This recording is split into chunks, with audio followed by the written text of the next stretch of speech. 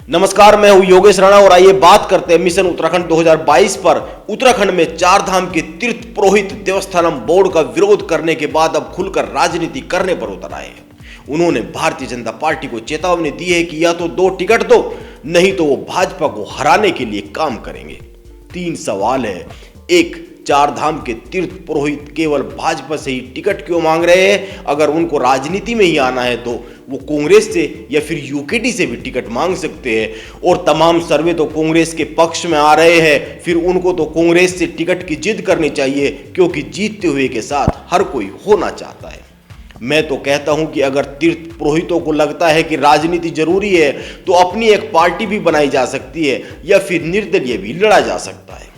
Number 2, Devasthanam board के भंग होने पर तीर्थ पुरोहितों ने मुख्यमंत्री पुष्कर सिंह धामी का धन्यवाद किया था, अब राजनीति में आकर चुनौती क्यों देना चाह रहे हैं? और नंबर 3, अगर भाजपा ने टिकट नहीं दिया तो हरा देंगे, यह भाषा क्यों इस्तेमाल की जा रही है? ऐसा भी कहा जा सकता था, अगर टिकट नहीं दिया तो हम कांग्रेस से ले लेंगे, लेकिन पहला हक हमारा भाजपा पर बनता है, क्योंकि पुष्कर सिंह धामी ने देवस्थानम बोर्ड भंग कर हमारी बात को तरजीह दी थी। वैसे सवाल तो सीधा सीधा यह भी उठाया जा सकता है कि तीर्थ पुरोहित अचानक से कांग्रेस को जिताने के यत्न में क्यों लग गए? क्योंकि तीर्थ पुरोहितों ने बड़ी कड़ी भाषा का इस्तेमाल करते हुए कहा है कि भाजपा को टिकट न देने पर तीर्थ से जुड़े अनुयायियों और तीर्थ पुरोहितों का एक भी वोट नहीं मिलेगा। खैर, इस पर भी बात करेंगे, लेकिन पहले यह जान लेते हैं कि वो कौन सी 4 सीटें हैं जिनमें से 2 पर टिकट की मांग की जा रही है और इन सीटों पर अभी समीकरण क्या है। 4 धाम यानी केदारनाथ, बद्रीनाथ, गंगोत्री और यमुनोत्री, ये 4 सीटें आती है। अगर पिछले चुनाव 2017 की बात करें तो बद्रीनाथ, गंगोत्री, यमुनोत्री सीट भाजपा ने जीती थी और केदारनाथ पर कांग्रेस ने जीत दर्ज की थी। वैसे तो केदारनाथ भी भाजपा के पास आ सकती थी, लेकिन बड़ा अंदरूनी झगड़ा हो गया था, इसीलिए भाजपा वहां से हार गई थी।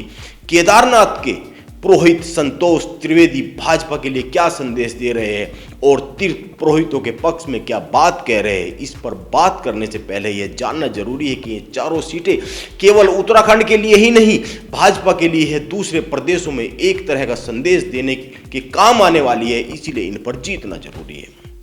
केदारनाथ और बद्रीनाथ को लेकर प्रधानमंत्री नरेंद्र मोदी अपनी भक्ति अक्सर दिखाते ही रहते हैं। चारों धाम के लिए भाजपा सरकार ने 4 धाम परियोजना शुरू कर रखी है, जिसको लेकर हाल ही में सुप्रीम कोर्ट ने हरी झंडी दी है। ये ऑल वेदर रोड परियोजना है जो गंगोत्री, यमुनोत्री, केदारनाथ और बद्रीनाथ को जोड़कर पर्यटन को बढ़ावा देने के साथ साथ चीन की चुनौती के लिहाज से भी महत्वपूर्ण है।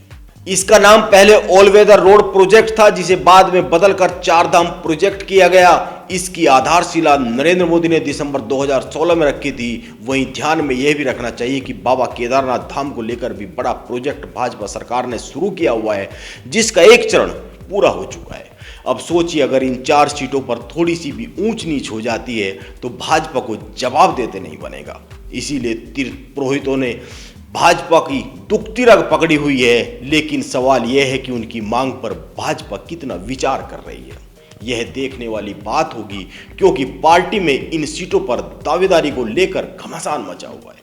अब यह जानते हैं कि केदारनाथ के पुरोहित संतोष त्रिवेदी क्या कह रहे हैं। उनका कहना है, पुरोहित हमेशा भाजपा के साथ रहे हैं, लेकिन बद्री केदार समिति में तीर्थ पुरोहितों की उपेक्षा की गई है।